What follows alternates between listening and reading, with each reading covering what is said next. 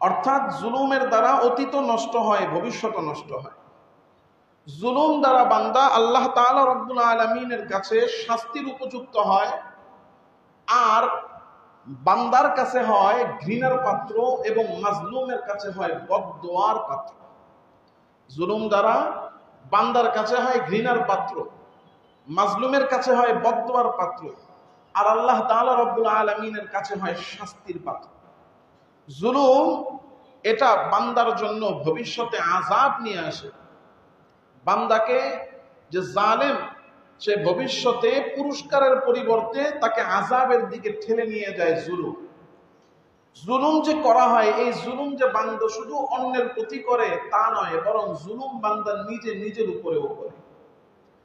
জুলুম অন্যের উপরে তো করে, অন্যের হক নষ্ট করা, অন্যায়ভাবে অন্য কাউকে কষ্ট দেওয়া, এই যে অন্যের হক নষ্ট করা এবং কোনো মানুষের প্রতি অন্যায় আচরণ, অন্যায় ব্যবহার করা, এটা তো জুলুম।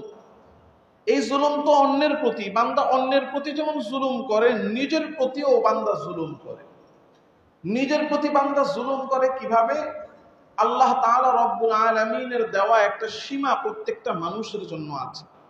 বান্দা যখন ওই সীমাকে লঙ্ঘন করে, অর্থাৎ বান্দা যখন গুনাহে পাপাচারে লিপ্ত হয়, তখন বান্দা আল্লাহ তাআলার সীমাকে লঙ্ঘন করে। আর যখন বান্দা সীমা লঙ্ঘন করে, তখন সে নিজের উপর নিজে জুলুম করে। আল্লাহ তাআলা রব্বুল আলামিন এই জন্য নিজে কোরআনে কারীমে সূরাতুত তালাকের মধ্যে আয়াত নাম্বার 1 আল্লাহ বলছেন, ওয়া মান ইয়াতাআদ্দা হুদুদাল্লাহ ফাকাদ যালামা নাফসাহু, যে ব্যক্তি আল্লাহর সীমাকে লঙ্ঘন করলো, সে স্বয়ং নিজের উপর নিজের প্রতি সে জুলুম করে। আল্লাহ তাআলা রব্বুল আলামিনের হুকুমের সামান্য বরখেলাফ করা, আল্লাহর কোন হুকুমকে সামান্য পরিমাণে অমান্য করা, আল্লাহ তাআলা রব্বুল আলামিনের বিধানকে একেবারে অল্প পরিমাণেও এই বিধানকে অমান্য করা, এটা এত বড় জুলুম, এটাও নিজের উপর জুলুম।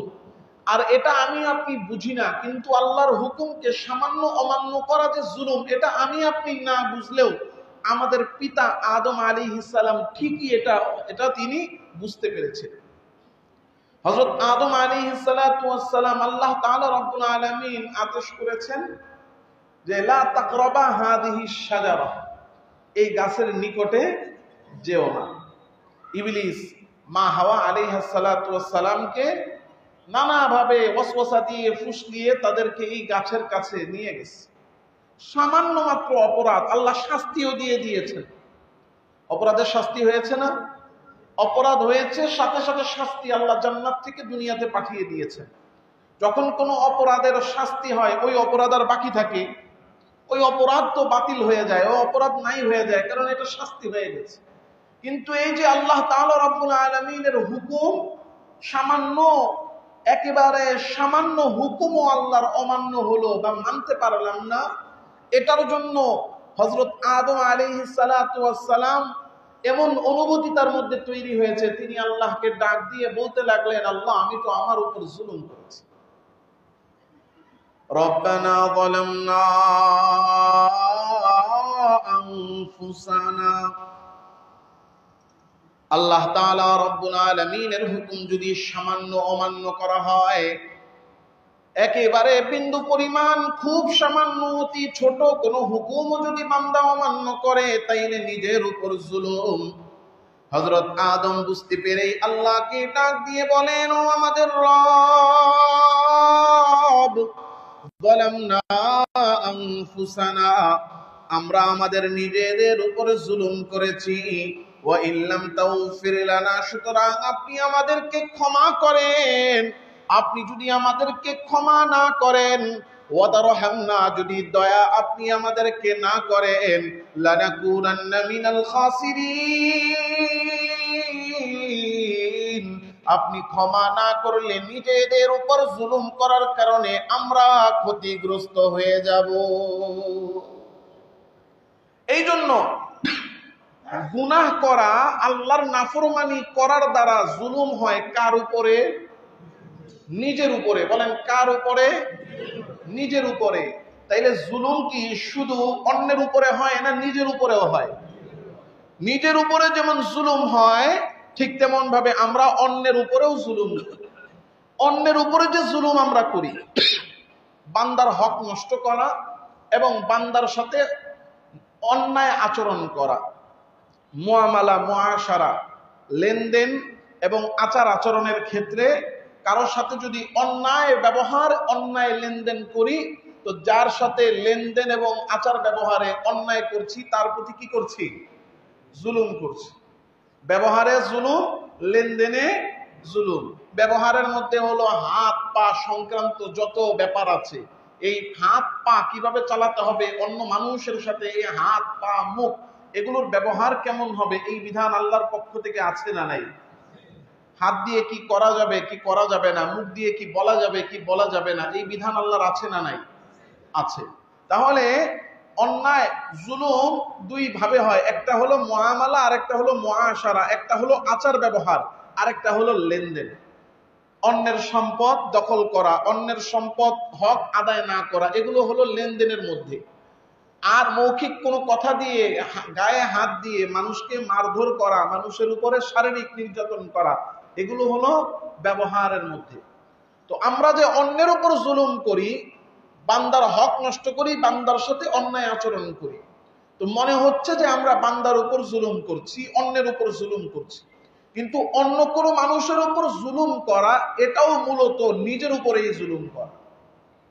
অন্যের উপর জুলুম করা মূলত কার উপরে জুলুম করা? নিজের উপরে জুলুম করা। প্রথমত জুলুম নিজের প্রতি এবং অন্যের প্রতি। অন্যের প্রতি যে জুলুম আমরা করি সেটাও মূলত কার উপরে করি? অন্যের প্রতি যে জুলুম করি সেটাও মূলত কার উপরে করি? নিজের উপরে করি। এজন্য আল্লাহ তাআলা রব্বুল আলামিনের হুকুম বিন্দু পরিমাণ কোনোভাবেই অমান্য করার সুযোগ আমাদের জন্য নাই। আল্লাহ তাআলা রব্বুল আলামিন কত মানুষের প্রতি জুলুম করার ক্ষেত্রে মানুষকে কত সতর্ক আল্লাহ করেছেন।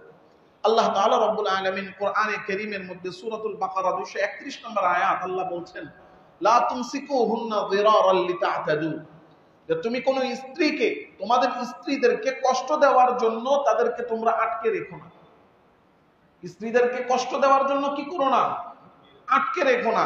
এই আটকে রাখার অনেক ব্যাখ্যা, এর মধ্যে একটা হলো, আমি বোঝানোর জন্য বলছি, একটা তো হলো যে তাদেরকে শরীয়ত সম্মত বৈধ স্বাধীনতা না দেওয়া।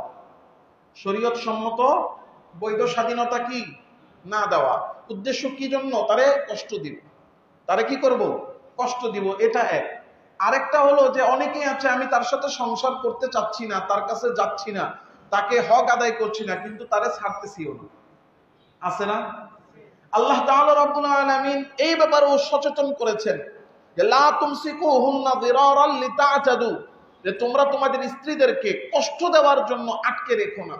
যদি এটা করো তো তোমরা ফাকাদ যালামা নাফসা, যে কাজ করবে সে ওয়ামাইয়াফআল যালিকা ফাকাদ যালামা নাফসা, যে ব্যক্তি এই কাজ করলো যে কষ্ট দেওয়ার জন্য স্ত্রীকে আটকে রাখলো, তো সে তার নিজের উপর জুলুম করলো। এজন্য জুলুম এটা বড় মারাত্মক এক গুনাহ, বড় মারাত্মক এক পাপ, যেটা আমার আপনার দুনিয়াকেও ক্ষতিগ্রস্ত করে, দুনিয়াবি ভালো কাজগুলোকেও নষ্ট করে এবং আখিরাত ভবিষ্যতে আমাকে আযাবের দিকে টেনে নিয়ে যায়। পৃথিবীর মধ্যে আল্লাহ তাআলা রব্বুল আলামিন আমাদেরকে সব ধরনের জুলুম থেকে বেঁচে থাকার জন্য আদেশ করেছেন। বেশ কিছু প্রকার জুলুমের কিছু প্রকার এবং ধরনের কথা আল্লাহ কোরআনে কারীমে বর্ণনা করেছেন। পৃথিবীতে মানুষ যত জুলুম করে তার মধ্যে সবচেয়ে বড় জুলুম, এক নম্বরে সবচেয়ে বড় জুলুম হলো শিরিক করা। সবচেয়ে বড় জুলুম কি করা? এক নাম্বার জুলুমের এক নাম্বার প্রকার কি করা? শিরিক করা। এটা হলো জুলুমের সবচেয়ে বড় প্রকার। জুলুমের সবচেয়ে বড় প্রকার এটা হলো আল্লাহ তাআলা রব্বুল আলামিনের সাথে শিরিক করা। দেখেন, জুলুম জিনিসটা হলো সত্য এবং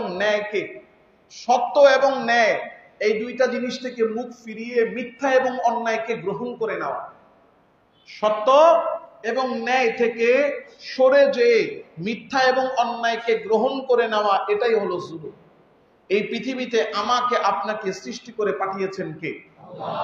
এই পৃথিবীতে এই আমাকে আপনাকে বাঁচার জন্য আসমান জমিন এবং এর ভিতরে যা প্রয়োজন সব দিয়েছেন কে? আমাদের রিজিকের প্রয়োজন, আমাদের রিজিক দেন কে? আমরা অসুস্থ হলে আমাদেরকে সুস্থ করেন কে? আল্লাযী খালাকানি ফাহুয়া ইয়াহদিন ওয়াল্লাযী হুয়া ইউতঈমুনি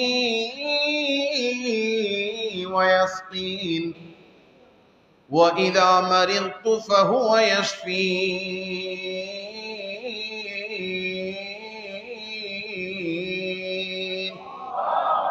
আল্লাহ বলেন, আল্লাহই আমাদেরকে সৃষ্টি করেছেন, তিনি আমাদেরকে পথ প্রদর্শন করেন, তিনি আমাদেরকে রিজিক দান করেন, খাদ্য খাওয়ান এবং পানি পান করান। আবার আমরা যখন অসুস্থ হই তখন আমাদেরকে সুস্থতা দান করেন কে? আল্লাহ তাআলা রব্বুল আলামিন আমাদের রব, তিনি আমাদেরকে বানিয়েছেন, তিনি আমাদেরকে সব নিয়ামত দিয়ে রেখেছেন। সুতরাং রব যেহেতু আল্লাহ, রুবুবিয়তের চেয়ার, আমার আপনার খোদাগিরির চেয়ার শুধুমাত্র কার? জোরে বলেন আল্লাহ। আল্লাহ তাআলা রব্বুল আলামিনের জাত, আল্লাহর সত্তা, সত্তা বুঝেন তো?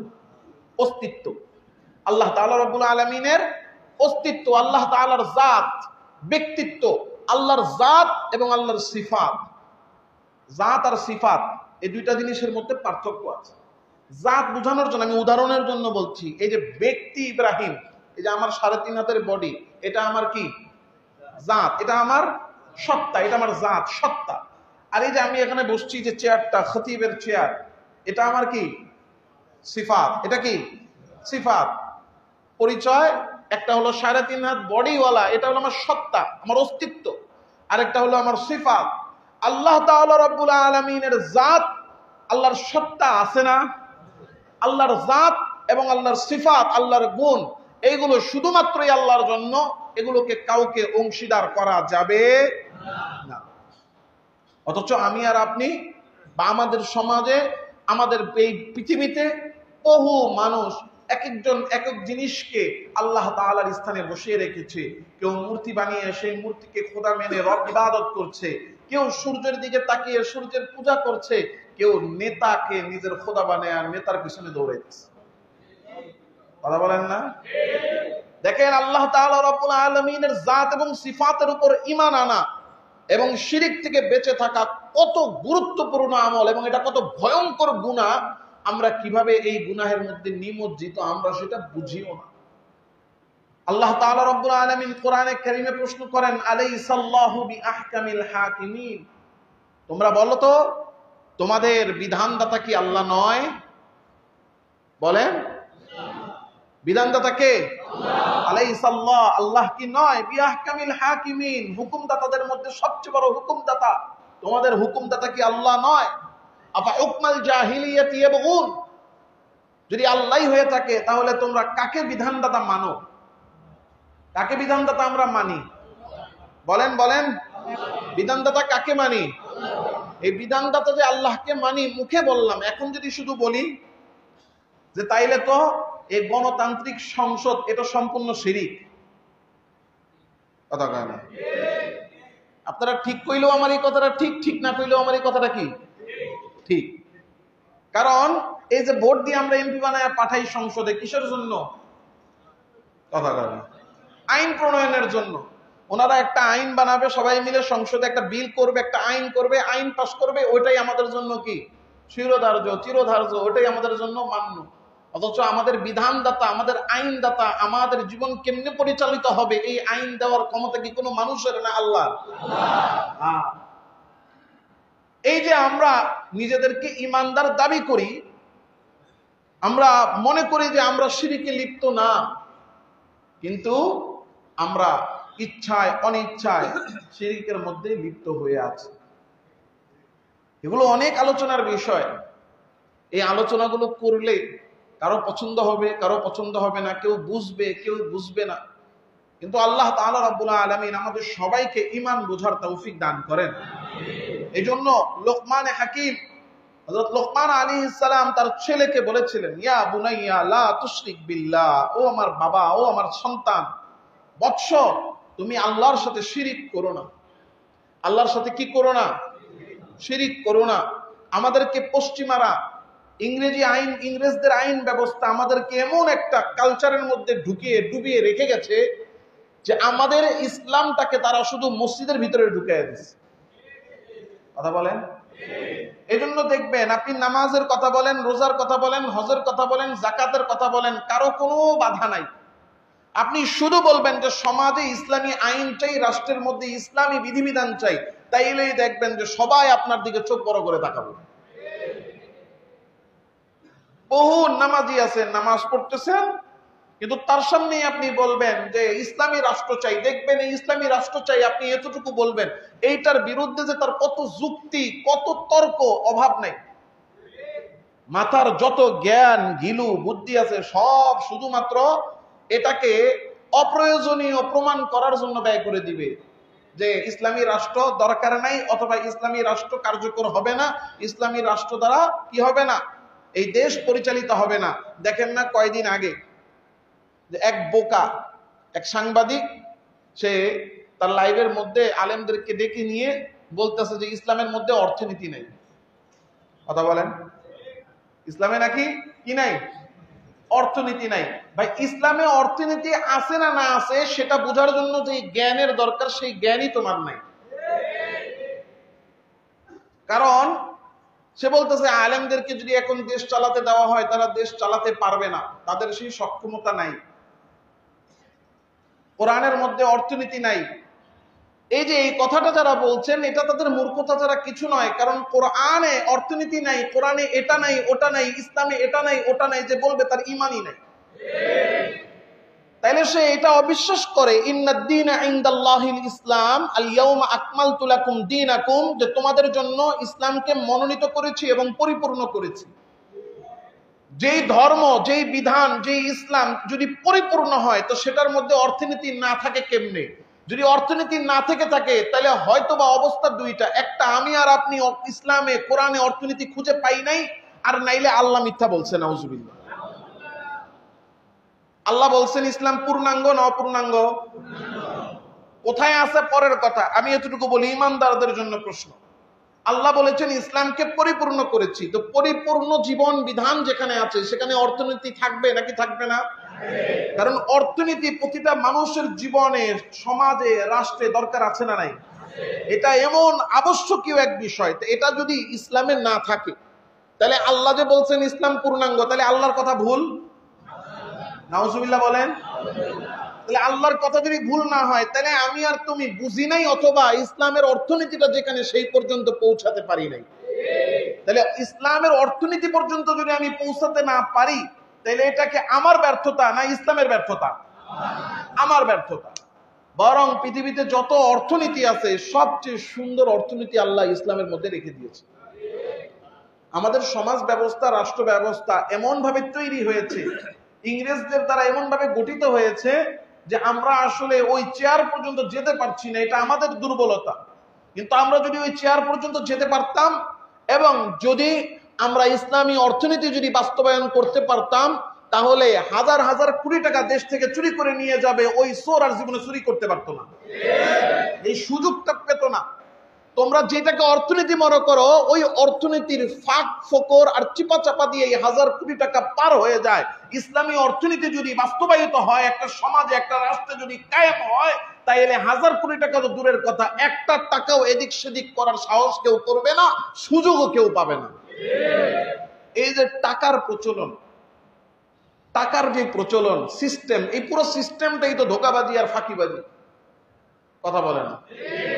এটা যারা আমরা পড়ালেখা করেছি, অর্থনীতি নিয়ে যারা পড়েছেন, স্কুল কলেজে যারা পড়েছেন, আমার চেয়ে ভালো তারা জানেন এই যে টাকার সিস্টেম, এটা সম্পূর্ণটাই তো ভাওতাবাজি। এটা একটা সিস্টেম, এই টাকার সিস্টেম, এটার দ্বারা মানুষের জীবন জীবিকা যেমন সহজ হয়েছে, মানুষকে হাতের নখদপূর্ণে এনে একেবারে নিজেদের গোলাম বানিয়ে রাখাটাও তত সহজ হয়েছে। এটা একটা সিস্টেম, যে সিস্টেমের ফাঁদে আমরা পড়ে গেছি। যাই হোক, আমি অন্যদিকে আর যেতে চাই না। এজন্য আল্লাহ তাআলা রব্বুল আলামিনের উপরে পরিপূর্ণ ঈমান, পরিপূর্ণ আস্থা থাকতে হবে এবং শিরিক থেকে বেঁচে থাকতে হবে, কারণ শিরিক হলো সবচেয়ে বড় জুলুম। আল্লাহ তাআলা রব্বুল আলামিন আয়াত নাযিল করলেন, আল্লাযীনা আমানু ওয়া লাম ইয়ালবিসু ঈমানাহুম বিযুলমিন উলাইকা লাহুমুল আমনু ওয়া হুম মুহতাদুন। আল্লাহ বলছেন যারা ঈমান এনেছে এবং ঈমানকে জুলুম দ্বারা মিশ্রিত করে নাই, তারা নিরাপদ এবং তারা হেদায়েত প্রাপ্ত। ঈমান এনেছে, ঈমানকে কি করে নাই? জুলুম মিশ্রিত করে নাই। ঈমানে কি মিশ্রিত করে নাই? জুলুম মিশ্রিত করে নাই, অর্থাৎ ঈমান আনার পরে জুলুম আনে নাই। সব সাহাবীদের অন্তরের মধ্যে একটা ভয় চলে আসে। তারা বলতেছেন আইয়ুনা লাম ইয়াযলিম নাফসাহু, আমাদের মধ্যে কে আছে যে নিজের উপরে জুলুম করে নাই? প্রত্যেকেই তো নিজের উপর জুলুম করেছে, প্রত্যেকেই আমরা নিজের উপর জুলুম করেছি। তো আল্লাহর রাসূল আশ্বস্ত করলেন, এখানে উদ্দেশ্য হলো ইন্না শিরকা লাযুলমুন আযীম, এখানে উদ্দেশ্য হলো ঈমান আনার পরে শিরিক করা। এটা এজন্য ঈমান আনার পরে সর্ব অবস্থায় সর্বপদ্ধতিতে বেঁচে থাকতে হবে যেই গুনাহ থেকে, সেটার নাম কি? শিরিক। বলেন সেটার নাম কি? শিরিক থেকে বাঁচতে হবে। আমাদের এই আলোচনা আসবে ইনশাআল্লাহ। আমরা ঈমানের আলোচনা শুরু করেছিলাম না, মনে আসেনি না? সব ভুলে গেছেন? হ্যাঁ, কুফর শিরিকের আলোচনা সামনে করব ইনশাআল্লাহ, ধারাবাহিকভাবে আমরা শুরু করব আবার। এজন্য এক নাম্বার সব ধরনের শিরিক থেকে বাঁচা, কারণ শিরিক হলো পৃথিবীর সবচেয়ে বড় জুলুম। 2 নাম্বার, বান্দা নিজের উপর জুলুম করে গুনাহ এবং অন্যায়ের মাধ্যমে, গুনাহ এবং পাপাচারে লিপ্ত হওয়ার মাধ্যমে। গুনাহ সেটা ছোট হোক কিংবা বড় হোক, ছোট হোক কিংবা বড় হোক, ছোট গুনাহও নিজের উপর জুলুম, বড় গুনাহও কি? নিজের উপরে জুলুম। আল্লাহ তাআলা রাব্বুল আলামিন এইজন্য বলছেন ওয়া মান ইয়ামাল সুআ আও ইয়াযলিম নাফসাহু, যে ব্যক্তি যাররা পরিমাণ গুনাহ করেছে, সবচেয়ে ছোট গুনাহ আমার আপনার নজরে কি? আমি আর আপনি একটু চিন্তা করি যে সবচেয়ে ছোট গুনাহ কি? কোন কাজটা সবচেয়ে ছোট গুনাহ হইতে পারে? যে সবচেয়ে ছোট গুনাহ ওইটাও কি? নিজের উপরে জুলুম। আল্লাহ তাআলা গুনাহকে জুলুম বলে আখ্যায়িত করেছেন। এজন্য যে কোনো গুনাহ, যে কোনো আল্লাহর হুকুম অমান্য করা, যে কোনো পাপ করা, সেটাই নিজের উপরে জুলুম করা।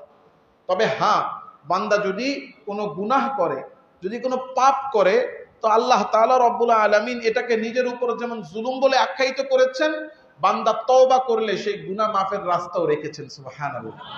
আল্লাহ বলেন ওয়া মান ইয়ামাল সুআন আও ইয়াযলিম নাফসাহু সুম্মা ইস্তাগফিরিল্লাহ, যে নিজের উপর জুলুম করে ফেলেছে গুনাহ করার মাধ্যমে, অতঃপর আল্লাহর কাছে ক্ষমা চাইছে, আল্লাহ গুনাহ করে ভুল করেছি, আপনি ক্ষমা করে দেন, ইয়াজিদিল্লাহ তাওয়াবা, আল্লাহ তাআলা রব্বুল আলামিনকে সে ক্ষমাশীল হিসেবে পাবে।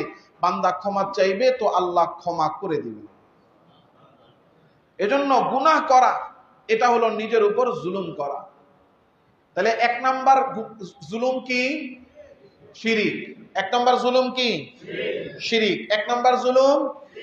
2 নাম্বার গুনাহ। বলেন 2 নাম্বার জুলুম গুনাহ করা। 2 নাম্বার জুলুম গুনাহ করা। এবার আসেন, জুলুমের 3 নাম্বার প্রকার হলো শরীয়তের বিধান লঙ্ঘন করা। শরীয়তের বিধান কি করা? লঙ্ঘন করা। শরীয়ত আমাকে আপনাকে প্রত্যেকটা কাজে একটা সীমা দিয়ে দিয়েছে। একজন মুসলমান সে কাকে বিবাহ করবে, বিবাহটা কিভাবে করবে, কোন মুশরিককে বিবাহ করা যাবে নাকি যাবে না, কোন অমুসলিমকে বিবাহ করা যাবে নাকি যাবে না, আমি আর আপনি যে পারিবারিক জীবন, সেই জীবনে কার কতটুকু হক আমাদের আছে, এবং যদি আমরা একটা পরিবার যদি আমরা টিকিয়ে রাখতে না চাই, যে আমি আমার স্ত্রীর সাথে সংসার করব না, আমার স্বামীর সাথে সংসার করব না, এই বিধানগুলো যে কিভাবে ছাড়াছাড়ি হবে, এই সীমাটাও আল্লাহ তাআলা রব্বুল আলামিন দিয়ে দিয়েছে। এই সীমাকে লঙ্ঘন করা, অর্থাৎ প্রতিটা ক্ষেত্রে সীমা আল্লাহ যেটা দিয়েছেন সেই সীমাকে লঙ্ঘন করা, এটাই হলো শরীয়তকে কি করা? অমান্য করা, শরীয়তকে লঙ্ঘন করা।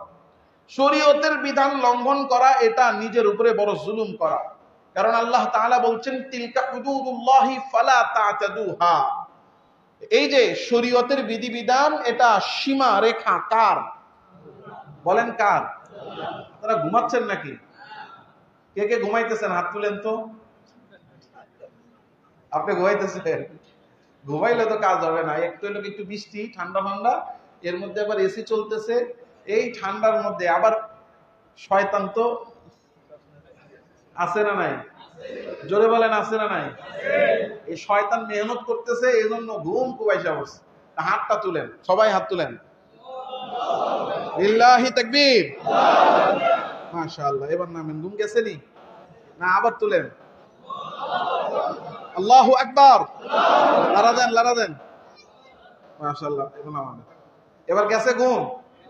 একটু আবহাওয়াটা আজকে একটু ঠান্ডা ঠান্ডা, তো আবার একটু আলো কম, একটু অন্ধকার অন্ধকারও আছে।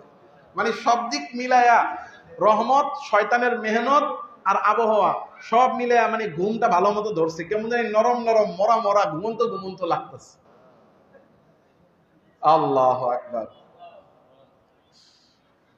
তাহলে শরীয়ত বিমুখতা আল্লাহ তাআলা রব্বুল আলামিন বলে দিলেন যে আল্লাহ তাআলা রব্বুল আলামিন যে হুদুদ দিয়েছেন, বিধান দিয়েছেন, আল্লাহ যে সীমা রেখা নির্ধারণ করে দিয়েছেন, সেই সীমাকে লঙ্ঘন করা অর্থাৎ শরীয়তের বিধান লঙ্ঘন করা। আর শরীয়তের বিধান লঙ্ঘন করা কিসের 3 নম্বর প্রকার? হ্যাঁ, জুলুমের। কিসের? জুলুমের। 1 নম্বর জুলুম হলো শিরিক করা, 2 নম্বর হলো গুনাহ করা, 3 নম্বর হলো শরীয়তের বিধান না মানা, শরীয়তের সীমাকে লঙ্ঘন করা। শরীয়তের সীমাকে কি করা? কারণ আল্লাহ তাআলা শরীয়তকে আবশ্যক করেছেন, একেবারে শতভাগ আল্লাহ তাআলা শরীয়তকে কি করেছেন? আবশ্যক করেছেন। আর দেখবেন এখন বন্ড পীর আছে কিছু এই দেশে, এদের কাছে গেলে বলে শরীয়ত লাগে না। কথা কয় না? আমরা মারেফতের খেলা খেলি, এজন্য এদের নামাজও লাগে না, রোজাও লাগে না, হজও লাগে না, ওযু গোসলও লাগে না। ও বছরের পর বছর গোসল করে না, নাপাক আগা থেকে মাথা, জট লাইগা নাপাকি হয়ে গেছে, পায়খানার মতো দুর্গন্ধ বের হয় এই চুল আর দাড়ির এই জট থেকে। এর কাছে নাকি কিছু আছে। ও মারেফতের, ওর কাছে মারেফত আছে, ওর কাছে মারেফত নাই, ওর কাছে আছে নাপাকি। শরীয়ত ছাড়া কখনো মারেফত হয় না। শরীয়ত যার মধ্যে নাই তার কাছে কি নাই? মারেফত নাই। ও যত তেলাসমাতি দেখাক, তার চেয়ে বড় তেলাসমাতি দেখাইতে পারবো ইবলিসে। যার কাছে শরীয়ত নাই, যার কাছে আল্লাহর বিধান নাই, যার কাছে আল্লাহর হুকুম নাই, যে আল্লাহর বিধানকে মানে না, সে কখনো পীর হতে পারে না, হক্কানি পীর হতে পারে না। এ বিষয়ে খুব খেয়াল রাখতে হবে। আল্লাহ তাআলা রব্বুল আলামিন সুস্পষ্টভাবে বলে দিয়েছেন। এজন্য এক হলো শরীয়ত পালনের ত্রুটি বিচ্যুতি থাকা। যেমন 5 ওয়াক্ত নামাজ আল্লাহর বিধান, এটা শরিয়াহ আমাদের উপরে। আমাদের ত্রুটি বিচ্যুতি আছে, আমরা 5 ওয়াক্ত নামাজ সবাই পড়তে পারি না। দেখা গেছে নামাজ পড়ি, এই নামাজ পড়ার মধ্যেও ত্রুটি বিচ্যুতি আমাদের আছে। হ্যাঁ, আছে না? নামাজ পড়তেছে ঠিক মতো রুকু হচ্ছে না, নামাজ পড়তেছে কেরাতটা শুদ্ধ হচ্ছে না, নামাজ পড়তেছে ঠিক মতো সেজদা দিতে পারতেছে না, বৈঠকটা কিভাবে করতে হয় ঠিক মতো বসতে পারে না। একটা হলো না পারা, এই জায়গায় আবার এক গাফলতি আছে, এই মাসালা কইলে কেবল চান্স তো পেয়ে গেছি। আর একটা হলো জানার ইচ্ছাও না থাকা। ওই যে বলছি না, বছরের পর বছর চেয়ারে বসে নামাজ পড়ে, কিন্তু আসলে তার জন্য চেয়ারে বসে নামাজ পড়া কি বৈধ না অবৈধ, এটা নিজে নিজেই কিয়াস করে নেয়। আমি একটা কথা বলি, আপনি ডাক্তারের কাছে গেছেন, ডাক্তারদের কাছে গিয়ে যদি শুধু বলেন একটু কোমরটা ব্যথা, তাইলেই বলবে নামাজ চেয়ারে পড়বে। বলবেন একটু হাঁটুতে ব্যথা, তাইলেই বলবে কি চেয়ারে বসে নামাজ পড়েন। এটা ডাক্তারদের এখন একটা মুখস্থ কথা। ডাক্তারের কোনো পরামর্শে শরীয়তের বিধান হালকা হয়ে যায়, সেটা কখন? ওই ডাক্তারের মধ্যে দ্বীনের জ্ঞান, বুঝ এবং গুরুত্ব থাকতে হবে। একজন ডাক্তার দিনদার হতে হবে, অর্থাৎ ফরজ নামাজ এই বিধান যে কত গুরুত্বপূর্ণ বিধান, এই অনুধাবন ওই ডাক্তারের মধ্যে থাকতে হবে। তো যে ডাক্তার নিজেই নামাজ পড়ে না, যে ডাক্তারের মধ্যে সুন্নাহ নাই, যে ডাক্তারের জীবনে আল্লাহর বিধিবিধান পালন করার গুরুত্ব নাই, তার কাছে তো মনেই হবে যে একটু কোমর ব্যথা, সে বসে চেয়ারে বসে নামাজ পড়বে, এটা তার কাছে হালকা বিষয়, সে মনে করবে পড়লেই হলো। তো সে বললো আর আপনি শুরু করে দিলেন, এটা আমার আপনার যে আমি দায়িত্বহীনতার পরিচয়। আমি আবার কেউ আবার বললেন না, যারা চেয়ারে বসেন তারা মনে মনে ভাইবেন না হুজুর মনে আঙ্গুরে ধরছে না, মানে আমি একেবারে আমাদের জীবনের প্রতিটা ক্ষেত্রের ব্যাপারে বলছি, শরীয়তের ইসলামের প্রতিটা ক্ষেত্রের ব্যাপারে বলতেছি। হয়তো এক্সাম্পল একটা আসছে, এটা মাসালাটা আমরা আগে আলোচনা করেছিলাম, এই জন্য যে কোনো বিধান, যে কোনো বিষয় আমাদেরকে জানার জন্য, শেখার জন্য চেষ্টা করতে হবে। আমার মনে আছে আমি পলাশপুরে একবার বয়ান করেছিলাম, পলাশপুর থাকতে। তো ওই সময় তো আসলে অনভিজ্ঞ, নতুন। তো নতুন হওয়ার কারণে যেটা হয়, অনেক সময় অনেক প্রশ্ন করলে উত্তরগুলো সাথে সাথে দেওয়া একটু কষ্টকর হয়ে যেত, অনেক সময় থতমত খেয়ে যেতাম, একটু ভয় পেয়ে যেতাম। তা আমি একদিন বয়ান করলাম যে প্রত্যেক মুসলমানের জন্য কোরআন সহিহ শুদ্ধভাবে শিখা ফরজ। তলাবুল ইলমি ফারিদাতুন আলা কুল্লি মুসলিমিন। প্রত্যেক মুসলমানের জন্য, এই হাদিসের ইয়াতে প্রত্যেক মুসলমানের জন্য কোরআন শুদ্ধ করে পড়তে হবে। এই পড়াটা শিখা কি ফরজ। এই যে এখানে আমরা যারা আছি সবার জন্য কোরআন শুদ্ধ করে পড়তে হবে। এই পড়াটা শিখা আমাদের জন্য কি, যারা শুদ্ধ করে পড়তে পারি তাদের ফরজ আদায় হয়ে গেছে, যারা শুদ্ধ করে পড়তে পারি না তাদের জন্য শুদ্ধ করে পড়া কি। এখন এসে আমার একজন প্রশ্ন করছে যে হুজুর, এখন পুরা কোরআন শুদ্ধ করে পড়া, এটা তো আসলে এটা কি ফরজ? এটা হলে তো আমরা পালন করতে পারবো না। আমি সাথে সাথে তাকে জবাবটা দিতে পারি নি। ওই যে বললাম না যে অনেক সময় হয় যে এক প্রশ্ন করলে সাথে সাথে উত্তর অনেক সময় মাথায় আসে না। উনি আমাকে সিঁড়িতে, আমি বয়ান করে জুমার পরে উপরে উঠতেছি, সিঁড়িতে আমাকে প্রশ্ন করছে। এটা সম্ভবত মরহুম মোহাম্মদ আলী সাহেব, আল্লাহ ওনা কবরকে জান্নাতের বাগান বানায়া দেন, আল্লাহ তাআলা ওনাকে বেহেশতবাসী বানায়া দেন। এই পলাশপুরের খুব গণ্যমান্য এবং ভালো মানুষ ছিলেন, খুব নামাজি আমলদার পরহেজগার লোক ছিলেন। আল্লাহ তাআলা রব্বুল আলামিন তার জীবনে যদি গুনাহ হয়ে থাকে মাফ করে দেন। খুব তাহকিক করতেন, এসে এসে এটা মাসালা জিজ্ঞাসা করতে থাকতেন। তো এই যে উনি আমাকে প্রশ্ন করলেন, আমি কিছুক্ষণ পরে রুমে যাওয়ার পরে আমার মাথার মধ্যে বাড়ি গেলে এই প্রশ্নটার উত্তর কি হবে। কারণ 30 পারা কোরআন শরীফ পুরোটা একেবারে শুদ্ধ করে পড়া আসলেই তো এটা একটা সবার জন্য অসম্ভব ব্যাপার। তখন আমার মাথার মধ্যে এই উত্তরটা আসলো যে আসলে কোরআন শুদ্ধ করে পড়া এটা ফরজ, তবে অতটুকু যতটুকুর দ্বারা নামাজ শুদ্ধ হয়, এতটুকু শিখলে কি হয়ে যাবে, ফরজ আদায় হয়ে যাবে। এই যে শিখা জানা, আমাদের জানার বড় অভাব, আমরা জানতে চাই না। আমি যে নামাজ পড়তেছি বছরের পর বছর, কোরআন যে আমাকে শুদ্ধ করে পড়তে হবে এই গুরুত্ব অনুধাবনই আমাদের মধ্যে নেই। অথচ কোরআন শুদ্ধ না হলে নামাজ কি হবে না, শুদ্ধ হবে। এজন্য নামাজ শুদ্ধ হয় অতটুকু কেরাত আমাকে শুদ্ধ করে পড়া শিখতে হবে, এটা ফরজ। এই যে এখন আমি এটাও ঠিক করতেছি না, এটার জন্য আল্লাহর কাছে জবাবদিহি করতে হবে। এবং গিয়ে আর এই কথা বলতে পারবো না, আল্লাহ আমি তো বুড়া হয়ে গেছিলাম, আমি কেমনি শিখতাম। এই অজুহাত তখন আর কি চলবে। আপনি শিখতে শিখতে মরেন, শিখতে শিখতে মরে যান। গিয়ে তো আল্লাহকে বলতে পারবেন আল্লাহ শিখার মধ্যে ছিলাম, যখন বুঝি নাই বাপ মায় পড়ায় নাই ওই সময় বুঝি নাই, যখন বুঝছি যখন জানছি তখন থেকে শুরু করছি। এখন আমরা তো কেউ শিখতে চাই না, জানতে চাই না। ওই যে বললাম যে নামাজ পড়তেছি এক আন্দাজে, কিন্তু এটা শুদ্ধ হচ্ছে না অশুদ্ধ হচ্ছে জিজ্ঞাসাও করুন। এজন্য শরীয়তের প্রতিটা বিষয় আমাদেরকে জানতে হবে, জানার চেষ্টা করতে হবে। এটা হলো এক, যে আমরা ত্রুটি বিচ্যুতি আমাদের আছে, ত্রুটি বিচ্যুতি থাকা এটাও জুলুম। কিন্তু শরীয়ত বিমুখতা, যে শরীয়তের বিধান আল্লাহর বিধান, এটা আমি কি করতেছি না, পালনই করতেছি না, এটার প্রতি আমার অনীহা, এটাকে আমি অপছন্দ করতেছি। যদি ব্যাপারটা এমন হয়ে থাকে যে বিমুখতা তৈরি হয়ে গেছে, অনীহা তৈরি হয়ে গেছে, অপছন্দ তৈরি হয়ে গেছে, শরীয়তকে অপছন্দ করা, বিমুখ হওয়া, অনীহা হওয়া, এটা বড় জুলুম। এটা কি বড় জুলুম, যে জুলুমের দ্বারা ঈমান থাকে না, যে জুলুমের দ্বারা কি নষ্ট হয়ে যায়।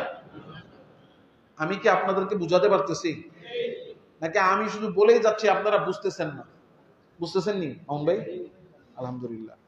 আল্লাহ তাআলা রাব্বুল আলামিন এই জন্য বলছেন ওয়ামান আযলামু। এবার দেখেন আল্লাহ তাআলা তো জানেন আমাদের চরিত্র কেমন হবে, আল্লাহ জানেন না? হ্যাঁ, আল্লাহ তাআলা বলছেন ওয়ামান আযলামু, তার চেয়ে বড় জালেম কে আছে, মিম্মান যুক্কিরা বিআয়াতি রাব্বিহি, যাকে আল্লাহর বিধান সম্পর্কে স্মরণ করিয়ে দেওয়া হয়। দেখবেন এক মজলিসে বসে আছি, নামাজের সময় চলে যাচ্ছে, তখন কেউ নামাজ পড়তেছে না, একজন শুধু বলছে ভাই নামাজের সময় হয়ে গেছে চলেন নামাজটা পড়ে নেই। তো কি করা হলো, তাদের সবাইকে কি স্মরণ করে দেওয়া হলো, আল্লাহর বিধান। বলেন কি স্মরণ করে দেওয়া হলো, আল্লাহর বিধান। একটা জায়গায় খানা খাইতে বসছে সবাই, এখন খানা খাবে, এই সময় সবাই বলল ভাই আল্লাহর নামের সাথে খাই, স্মরণ করে খাই, আল্লাহর নামটা স্মরণের সাথে খাই। এটা আদর্শ স্মরণ করাইয়া দিল কার, রসুলুল্লাহর আদর্শ। একজন মহিলা বেপর্দা হয়ে হাঁটতেছে, তাকে বলা হলো যে একটু পর্দা করে হাঁটেন, একটু পর্দা করেন, একটু ওড়নাটা ঠিক করে চলেন, মাথাটা ঢেকে চলেন। বলেন তো এটা তাকে স্মরণ করাইয়া দেওয়া হলো বিধান কার, আল্লাহ। কার বিধান? এবার আল্লাহ বলেন ওয়ামান আযলামু মিম্মান যুক্কিরা বিআয়াতি রাব্বিহি, ওই ব্যক্তির চেয়ে বড় জালেম কে আছে যাকে আল্লাহর বিধান স্মরণ করায়া দেওয়া হয়েছে। ফাআরাদা আনহা, আল্লাহর বিধান স্মরণ করানোর পরে সে কি বলতেছে? বিমুখতা প্রদর্শন করতেছে, মুখ ফিরে আনিছে। ফাআরাদা আনহা, অনীহা, অনাগ্রহ, বিরক্ত প্রকাশ যে ব্যক্তি করলো। ওয়ানাসিয়া মা কাদ্দামাত ইয়াদা, আল্লাহ তাআলা রব্বুল আলামিন বলেন যে এই ব্যক্তিরা হলো সবচেয়ে বড় জালেম, যাকে আল্লাহর বিধান স্মরণ করে দেওয়া হলো কিন্তু সে সেটা থেকে মুখ ফিরে আনিছে। অনেক সময় হয় না যে ভাই এটা আল্লাহর হুকুম, এটা রাখেননি আপনার আল্লাহর হুকুম, বলে কেন? হ্যাঁ, এই যে আল্লাহ তাআলা রব্বুল আলামিনের কোন হুকুম, শরীয়তের কোন বিধিবিধানের ব্যাপারে বিমুখতা প্রদর্শন করা, সেটাকে অপ্রয়োজনীয় মনে করা, অনীহা দেখানো, আল্লাহ বলছেন এটা হলো সবচেয়ে বড় জুলুম। আল্লাহর কোন হুকুমকে অস্বীকার করলে ঈমান থাকে না, ঈমান থাকে না, ঈমান থাকে না। এজন্য শরীয়তের প্রতিটা বিধিবিধান, এই যে ওই যে বন্ড পীরের দরবারের কথা বলছিলাম না, এরা তো ডাইরেক্ট বলে কিসের শরীয়ত, বাদ দাও তোমার শরীয়ত, তোমরা শরীয়ত লইয়া থাকো। এদের ঈমান থাকে, আছে না গেছে? এই যে শরীয়তকে অস্বীকার করা, এটা সবচেয়ে বড় জুলুম, এর দ্বারা ঈমান নষ্ট হয়। এজন্য জুলুমের তৃতীয় নাম্বার প্রকার হলো শরীয়তের প্রতি বিমুখতা প্রদর্শন করা। কথা কি বুঝতেছেন? এক নাম্বার শিরিক, দুই নাম্বার গুনাহ, তিন নাম্বার শরীয়তের বিমুখতা। এবার চার নাম্বার হলো আল্লাহ তাআলা রব্বুল আলামিনের ব্যাপারে মিথ্যাচার করা। আল্লাহর ব্যাপারে কি করা? মিথ্যাচার করা। আল্লাহ তাআলা রব্বুল আলামিন কোরআনে কারীম যখন নাজিল করেছেন, নাজিল করার পর থেকেই যত যুগ যাচ্ছে, প্রতিটা যুগেই কিছু মানুষ আছে যারা কোরআনকে তারা অমান্য করে, কোরআনের প্রতি তাদের অনীহা, কোরআনকে তারা মানতে চায় না, কোরআনের বাহিরে নিজেদের মন মতো জীবন ব্যবস্থা তারা চায়। যেমন আল্লাহ যখন কোরআন নাজিল করেছেন মক্কার মধ্যে কাফের মুশরিকদের একেবারে উপস্থিতিতে, তাদের মাঝখানে, তো সরাসরি কোরআনের আয়াতগুলো তাদের মূর্তির বিরুদ্ধে ছিল, মূর্তি পূজার বিরুদ্ধে ছিল, তাদের সমাজ ব্যবস্থার বিরুদ্ধে ছিল। তো তখন তারা মুহাম্মদ সাল্লাল্লাহু আলাইহি সাল্লামকে, নবীজিকে যে বলতো যে তোমাকে তো আমাদের পছন্দ, তুমি তো আমাদের আপনজন, তোমার কথা মানবো, তবে এই কোরআন ইতি বিকুরআনিন গায়রি হাযা আও বাদদিল, এই কোরআনের মধ্যে তো আল্লাহ খালি আমাদের ধর্মের অসারতা প্রমাণ করেছেন, মূর্তি পূজা, মূর্তির বিরুদ্ধে বলেছেন। সুতরাং হয়তো তুমি এই কোরআন পাল্টে আরেকটা কোরআন আনো, আর নাইলে কোরআনের যে যে আয়াতে আমাদের ধর্মের বিরুদ্ধে বলা আছে সেগুলোকে পরিবর্তন করে দাও। তো আল্লাহ তাআলা তো প্রথমে বলে দিয়েছেন, আপনি বলেন মা ইয়াকুনু লি আন উবাদদিলাহু মিন তিলকাই নাফসি, আল্লাহ বলেছেন নবীকে আপনি বলেন যে এটা পরিবর্তন করা আমার সাধ্যে নাই। এরপরে আল্লাহ বলছেন ফামান আযলামু ওয়ামান আযলাম ফামান আযলামু মিম্মান ইফতারা আলাল্লাহি কাযিবা আও কাযযাবা বিআয়াতি, ওই ব্যক্তির চেয়ে বড় জালেম কে আছে যে কিনা আল্লাহর ব্যাপারে মিথ্যাচার করে আর আল্লাহ তাআলা রব্বুল আলামিনের আয়াতকে অস্বীকার করে। কোরআনকে অস্বীকার করা, কোরআনের কোনো বিধানকে, কোনো আয়াতকে, কোনো হরফকে, কোনো নক্তাকে, কোনো হরকতকে যদি কেউ অস্বীকার করে, এটা সবচেয়ে বড় জুলুম। ঈমান আছে না গেছে? গেছে। এজন্য আল্লাহ তাআলা রব্বুল আলামিনের ব্যাপারে মিথ্যাচার করা, দেখবেন অনেক সময় দুষ্টামি করেও হয় না। এই যে আমাদের মধ্যে এরকম হইতো যে বক্তারা ওয়াজ করেন, ওয়াজের মধ্যে বলতেছেন, সুন্দর করে সুর দিয়ে বলেন আল্লাহ তাআলা রব্বুল আলামিন বলেন, বলেন না সুর দিয়া। এখন পোলাপান একসাথে 2 জন 5 জন 7 জন দুষ্টামি করে বলতেছে, সে ওয়াজ করতেছে, মানে একজন আরেকজনের সাথে 5 জন একসাথে বসে আছে দুষ্টামি করে, সেও এরকম সুর দিয়ে বললো আল্লাহ রাব্বুল আলামিন বলেন তুমি আমার এখন 5 টাকা দিবা, আমি মজা খাম। নাউজুবিল্লাহ। এই যে দুষ্টামি করে একটা কথা বললো, আচ্ছা এই কথাটা কি আল্লাহ বলছেন? কিন্তু আল্লাহ তাআলার সাথে সম্পৃক্ত করে দিচ্ছে। এই যে আল্লাহ বলেন বলে একটা এমন কথা বলছেন যেটা আল্লাহর বিধান না, আল্লাহর বক্তব্য না, আল্লাহর কথা না। তাহলে এই যে আল্লাহর ব্যাপারে মিথ্যাচার করা, এই বিভিন্ন ভণ্ড পীরের দরবার আছে। আর বিশেষ করে যারা শিয়াদের অনেকগুলো প্রকার আছে, এর মধ্যে বেশ কিছু প্রকারের কাছে তাদের একটা দাবি হলো যে কোরআনের কিছু অংশ তো আমাদের সামনে আছে, কিছু অংশ গোপন আছে। নাউজুবিল্লাহ। 30 পারা তাদের কাছে আছে আর 30 পারা আমাদের কাছে যেটা প্রকাশ্য। এটা বলে তারা কিছু বক্তব্য প্রচার করে, তাদের কিছু কিতাবাদি প্রচার করে, তাদের কিছু বক্তব্য তারা প্রচার করে। এই যে আল্লাহর কথা না, কিন্তু ওই কথাকে আল্লাহর বলে প্রচার করে দেওয়া, এটা সবচেয়ে বড় জুলুম। বাজারে অনেক এমন বই আছে যে সমস্ত বইয়ের মধ্যেও তাহকিক ছাড়া, রেফারেন্স ছাড়া, ওই কথার কোনো ভিত্তি ছাড়া আল্লাহর কথা বলে প্রচলন করে দেওয়া হয়, নবীজির কথা বলে চালিয়ে দেওয়া হয়। দেখবেন কত বই আছে, হ্যাঁ, যে সমস্ত বইয়ের মধ্যে তাবিজ দেওয়া ইত্যাদি বিভিন্ন আমল দেওয়া, এই আমলের বইগুলোর মধ্যে ম্যাক্সিমাম এরকম আছে যে আমল দিয়ে রাখছে, কোরআনেরই আমল, একটা আয়াত দিয়ে ফজিলত বর্ণনা করছে, এটা করলে এটা হয়, এটা করলে এটা হয়, কিন্তু এগুলোর কোনো সূত্র নাই, কোনো ভিত্তি নাই, এগুলোর কোনো রেফারেন্স নেই, নিজেরাই বানায়া বানায়া বাস দিয়ে রাখছেন আকর্ষণ। বাস এই আকর্ষণ দেখে মানুষ বই কিনবে ব্যবসার জন্য। এই যে আল্লাহর নামে, আল্লাহর কথা না, সেই কথাকে আল্লাহর বলে আল্লাহর ব্যাপারে মিথ্যাচার করা, এটা বড় জুলুম। তাহলে 4 নাম্বার জুলুম কি? আল্লাহর ব্যাপারে মিথ্যাচার করা। 5 নাম্বার অন্যায় ভাবে কোনো মানুষকে কষ্ট দেওয়া। অন্যায় ভাবে কাউকে কষ্ট দেওয়া, ন্যায় ভাবে যদি কেউ কষ্ট পায় তাইলে এটা জুলুম থেকে হয়তো বেঁচে যাবে, ন্যায় ভাবে। এই যে আমরা অনেক সময় অনেক কথা বলে ফেলি, হয়তো আল্লাহ ভালো জানেন, মানুষ তো কখনো কখনো হয়তো ভুল হতে পারে, কিন্তু এরপরও নিয়তকে সহি রাখার চেষ্টা করি। যে কোনো কথা বললে ইসলাহের উদ্দেশ্যে, সংশোধনের উদ্দেশ্যেই বলে থাকি।